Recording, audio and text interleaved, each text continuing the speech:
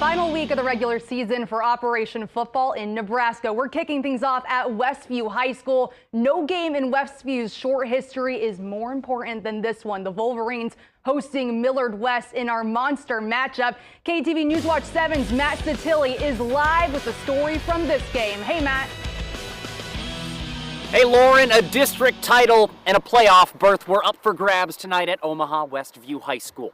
After starting the season 0-4, Millard West reeled off 4 straight wins and needed just one more tonight to clinch its 17th playoff appearance in the last 18 years. The only team standing in its way, Omaha Westview. The Wolverines trying to punch its first ever ticket to state and outclaw the Cats. Let's take you to kickoff. First drive for Millard West. They get down to the 1 but are denied the end zone by the Westview defense and would have to settle for a field goal. Westview takes over, and on 4th and 5, Luke Schaffer goes over the middle to Jacob Lasley, 21. Can you do some for me? Wolverines go up 7-3. Millard West would add a second field goal to make it 7-6. First play of the second quarter now. Logan cracked in at quarterback and he calls his own number. Wildcats take the 13-7 lead.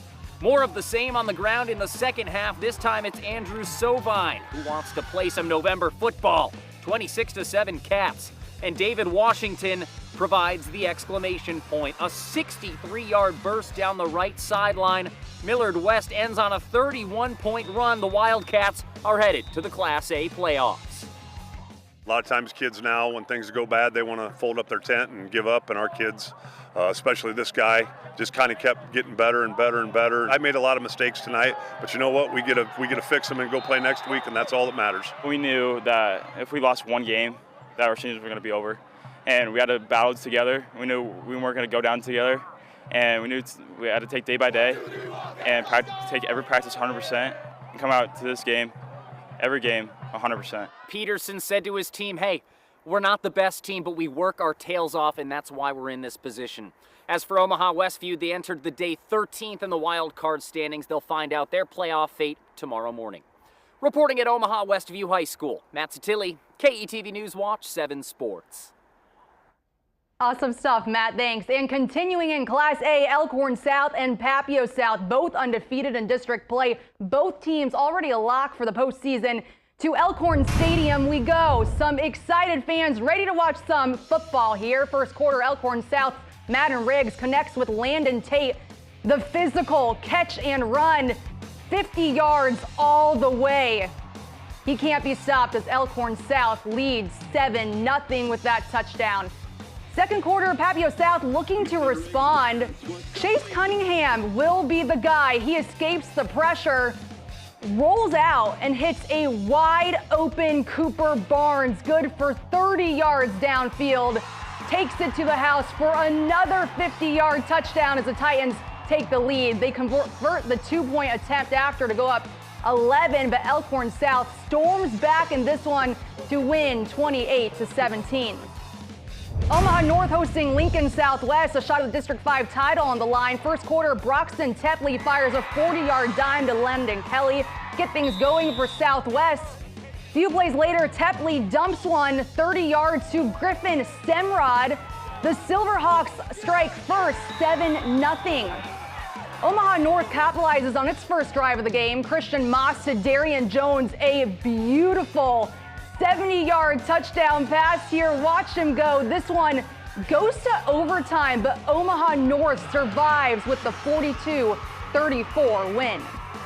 Over to Bellevue West High School, Thunderbirds hosting Lincoln Northeast. First drive of the game, dual threat QB Tristan James showing off early, breaks away a 59-yard touchdown run, puts Bellevue West on the board 7-0. Under 2 minutes to play in the first quarter, Thunderbirds up 15-0.